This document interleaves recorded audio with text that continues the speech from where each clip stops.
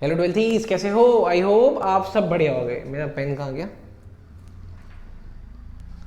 चलो जी, मिल गया। अच्छा, आप सब बहुत बढ़िया हो गए, वेरी गुड। हाँ, नेशनल इनकम का पहला वीडियो आपने देखा, आपको अच्छा लगा, ठीक। दूसरा वीडियो देखा, आपको वो भी अच्छा लगा। सर इस वीडियो में नेशनल इनकम का न्यूमेरिकल, इसके बाद वाले वीडियो में। तो सर इसमें क्या बेस, एक ऐसा बेस, देखो मैंने आपको बोला है एग्जाम में 12 से 13 मार्क्स का नेशनल इनकम आ रहा है, 12 से 13 मार्क्स का, लेकिन उसमें भी सिर्फ 3 मैक्सिमम 5 मार्क्स का न्यूमेरिकल आएगा। इसका मतलब सर मोस्ट प्रोबेबली चांसेस है 7 कंफर्म्ड, 9 चांस वाली बात है, 10, 7 9 10 चांस वाली, 7 कंफर्म 9 10 चांस वाली बात है कि थ्योरी आएगा। तो वो थ्योरी कैसे भी पूछ सकता है। वैसे जहां तक मैं एक्सपेक्ट कर रहा हूं कि थ्योरी आसान होगी, तो आप ना क्या करोगे, बहुत मुश्किल मुश्किल चीजें तो पढ़ के जाओगे, आसान वाली छोड़ जाओगे। तो मैं आपको मुश्किल और आसान दोनों करवाऊंगा, इसलिए ये देखना जरूरी है। नेशनल इनकम में पहली चीज नेट इन्वेस्टमेंट, प्रैक्टिकल के सिनेरियो से जरूरी होता है, gross minus depreciation. Sir net का मतलब क्या होता है? ये एनडीपी में ना जो एन वर्ड होता है ना, एन, ये नेट होता है। अच्छा सर, ये एन पहले जी होता है, लेकिन जब इसमें से डेप्रिसिएशन लेस कर देते हैं तो ये एनडीपी हो जाता है, जीडीपी से एनडीपी हो जाता है, ठीक। ये बात आपको पहले बता दी। नेट इन्वेस्टमेंट का मतलब क्या होता है मैं आपको ये भी बताऊंगा, ठीक। नेट इनडायरेक्ट टैक्स, एनआईटी, जब आप इनडायरेक्ट टैक्सेस में से सब्सिडीज को लेस कर देते हो, ये दोनों गवर्नमेंट का काम होता है। गवर्नमेंट टैक्स लेती है, गवर्नमेंट सब्सिडीज देती है, ठीक। सर इसका क्या काम है? फैक्टर कॉस्ट, आपको पता है कि आपका डोमेस्टिक इनकम, नेशनल इनकम हमेशा फैक्टर कॉस्ट में निकलता है। तो वो कब निकलता है? जब आप अपने मार्केट प्राइस में से एनआईटी को लेस कर देते हो। ये जो ऊपर एनआईटी दिखाई थी, ठीक सर, ये बहुत बेसिक है, मैं वैसे बता रहा हूँ। National income sir national income आपको पता है एनएनपीएफसी होता है, NNP, net national product, net national product. FC कब आएगा? जब आप अपने gross national product factor cost पे एनएफआईए को ऐड कर देते हो। सर एनएफआईए क्या होता है? एनएफआईए होता है फ्रॉम में से 2 को माइनस कर दो। सर क्या फ्रॉम, क्या टू। अब ना इससे पहले वाले वीडियो में जब मैं आपको डोमेस्टिक टेरिटरी और नेशनल रेसिडेंट बता रहा था, तो मैंने वहां पे आपको बताई थी 1 साल का फेनोमेना लगता है। वो क्या है वो यहाँ पे समझते हैं। देखो जी, नेट फैक्टर इनकम से रिलेटेड एग्जाम में क्वेश्चन आ सकता है, इसका नाम होगा component of NFIA. Component of NFIA हर बच्चा, इवन टॉपर से टॉपर बच्चे को ये बात पता होती है कि कंपोनेंट ऑफ एनएफआईए में 3 कंपोनेंट होते हैं। पहला net compensation to employ, net income from property in entrepreneurship और नेट रिटेन्ड अर्निंग। लेकिन कमाल की बात है, जो टीचर आपकी कॉपी चेक कर रहा होगा ना, ये बात उसको भी पता होती है। अरे वाह सर, नई बात बता दी। हर बच्चा भी लिखेगा, टॉपर बच्चा भी लिखेगा, लेकिन इसके अंदर के कंटेंट को चेक किया जाता है, तभी मार्क्स मिलेगा। ये एग्जाम में जो क्वेश्चन आएगा 3 मार्क्स का होगा। सोचो ये 3 हेडिंग के लिए तो आपको 3 मार्क्स नहीं मिलेंगे। Sir net compensation to employ का मतलब क्या है? अगर कोई रेसिडेंट इंडियन फॉरेन लैंड में काम करता है, ध्यान से सुनना, आपको ये बात लिखनी है। अगर कोई नॉर्मल रेसिडेंट इंडिया का फॉरेन लैंड में काम करता है और वहां पे वो जॉब कर रहा है, वोकेशन कर रहा है, रिक्रिएशन कर रहा है, वहां पे उसने पैसे कमाए, लेकिन पैसा कमा के वो इंडिया ले आया विद इन 1 ईयर के अंदर। मतलब अगर वो वहां गया आज और 1 साल से पहले पहले पैसा कमा के इंडिया ले आया, तो sir net compensation to employ हो जाएगा वो, net factor income from abroad. हमारा बंदा विदेश से कमा के लाया, डोमेस्टिक टेरिटरी में नहीं कमा के लाया, हमारा बंदा नॉन डोमेस्टिक टेरिटरी से सैलरी कमा के ले आया, तो वो एनएफआईए हो गया।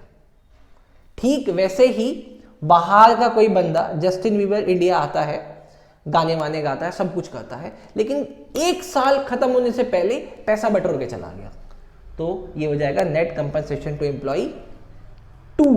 ये 2 हम कमा के लाए हमारा, तो वो फ्रॉम, वो कमा के ले गया, तो 2। सेम यही 1 साल वाला फिनोमेना बिजनेस के लिए भी लगेगा, बिजनेस के लिए भी और रिटेन्ड अर्निंग के लिए भी। तो अगर आप ये बात लिखोगे तो मार्क्स मिलेगा, वरना मार्क्स नहीं मिलेगा। ये तीनों हेडिंग लिखने का आपको 1.5 मार्क्स अलॉट करके टीचर चला जाएगा। उसको पता है कि कंटेंट में आपने क्या लिखा होगा, लेकिन जो बच्चा ये 1 ईयर वाली कंडीशन लिखेगी उसको फुल मार्क्स मिलेगा। चलो जी, ये बात समझ में आई। सर ये बात समझ में आई, तो एक चीज और समझते चले जाओ, capital good versus single use producer good. देखो यहाँ पे ना इसको इंटरमीडिएट नहीं बोला गया, ध्यान रखना, गलती कर दोगे एग्जाम में। लेकिन मेरे से पढ़ोगे तो आप गलती यूज नहीं करोगे, क्योंकि ये बोला गया एक ऐसा प्रोड्यूसर गुड जो कि सिंगल यूज्ड होगा। सर कैपिटल गुड, डेफिनेशन देखो आपने वहां पे भी याद की हुई है कैपिटल गुड की, जो आपको हेल्प करता है फर्दर प्रोडक्शन में, हेल्प करता है फर्दर प्रोडक्शन में। एक डेफिनेशन और, fix asset that are repeatedly used in production process, इसको बार बार एक से ज्यादा बार यूज कर रहे हैं, वो कैपिटल गुड है। एक से ज्यादा बार यूज होता है ना बेटा, तो बैलेंस शीट में आ जाता है, बैलेंस शीट में आते ही उसका नेचर क्या हो जाता है, कैपिटल का। ऐसे याद रखना बेटा, भूलोगे नहीं।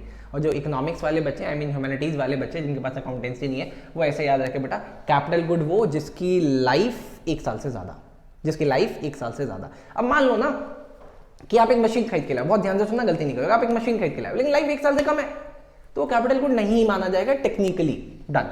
Sir single use producer good बता दो। They can not be use repeatedly like coal, water, wood etcetera, ठीक, जिसको हम रिपीटेडली यूज नहीं कर सकते। एक बार कोयला जलाया खत्म, एक बार पानी यूज किया खत्म, एक बार लकड़ी जला ली, ये यूज कर लिया खत्म। चलो जी आगे देखो,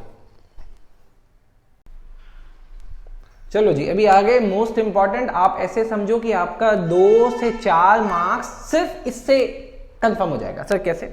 आपके एग्जाम में ना बेटा 8 डेफिनेशंस हैं। Sir 8 definitions? हाँ, अरे यार ऐसे देखो, ऐसे डेफिनेशन आ सकती है जीडीपी एमपी की, डेफिनेशन आ सकती है जीएनपी एफसी की, डेफिनेशन आ सकती है एनएनपी एफसी की। सर इतना तो मुझे कभी याद ही नहीं हुआ था, आज होगा, और अगले 3 मिनट में ऐसा याद होगा कि लाइफ लॉन्ग कभी नहीं भूलोगे। ऐसी टेक्निक है मेरे पास। देखो जी, आपको बस इतना याद रखना है कि जी का मतलब ग्रॉस, ग्रॉस का मतलब ग्रॉस। जब डेफिनेशन पूछेगा जीडीपी की तो जी का मतलब ग्रॉस, ग्रॉस का मतलब ग्रॉस, एन का मतलब नेट, नेट का मतलब नेट। ये क्या बात हुई सर? जो भी बात हुई। डोमेस्टिक, डी, डी होता है ना, डी, डी का मतलब डोमेस्टिक, आप उसको लिखोगे domestic territory. Done. N, N का मतलब होता है नेशनल, लेकिन आप नेशनल में नेशनल ना लिख के लिखोगे बाय नॉर्मल रेसिडेंट, बस एक यही नया है। एमपी का मतलब होगा मार्केट वैल्यू, मार्केट प्राइस नहीं, नहीं तो गलत हो जाएगा। एमपी का मतलब मार्केट वैल्यू, नहीं तो गलत हो जाएगा। एफसी का मतलब फैक्टर कॉस्ट नहीं, मनी वैल्यू। अब एक बार इसको रिकॉल करो, देखो मास्टर क्लास ले रहा हूं। G gross, N net, D domestic territory, domestic नहीं, N by normal resident, highlight कर लेना, यही गलती होगी। एमपी जो नीचे लिखा होता है ना कोने में छोटा सा, MP market value, market price नहीं।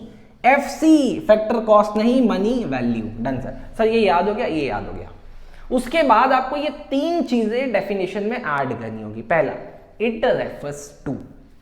अगला, all goods and services produced, 2 चीज। तीसरा, during a period of 1 year. Done.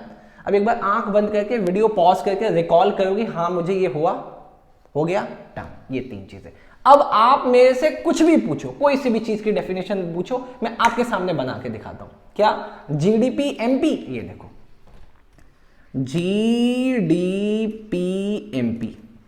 Sir आपने बोला था ऐड करने के लिए it refers to, it refers to क्या आ रहा है? जी ग्रॉस, उसके बाद क्या देखा यहां पे? MP market value.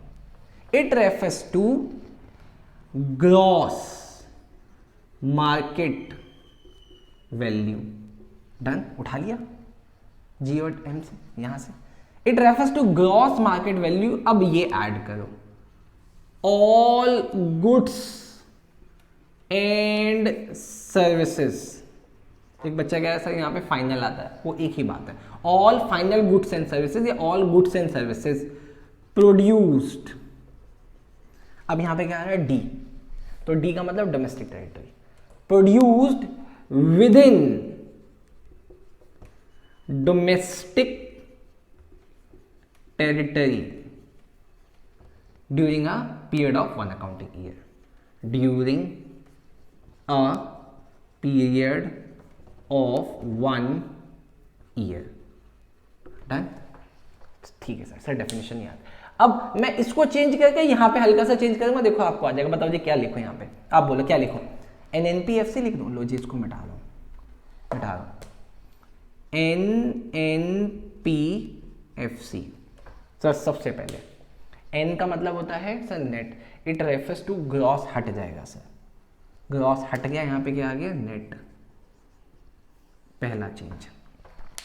सर उसके बाद एफसी आ रहा है, एफसी का मतलब कहता है मनी वैल्यू, तो ये मार्केट हट के क्या आ जाएगा, मनी वैल्यू। ठीक सर, उसके बाद आ रहा है एन, एन का मतलब है सर बाय नॉर्मल रेसिडेंट। ठीक, it refers to net money value of all goods and services produced within domestic territory हटा के बाय नॉर्मल रेजिडेंट। लो जी, हो गया। अगर अच्छा सीरियसली लगा हो और ऐसा लगा हो कि ये तो भाई नई चीज ही समझ में आ गई, तो इसको तो जरूर शेयर करना बेटा। ठीक, चलो जी, मिलते हैं अगले वीडियो में न्यूमेरिक्स के साथ।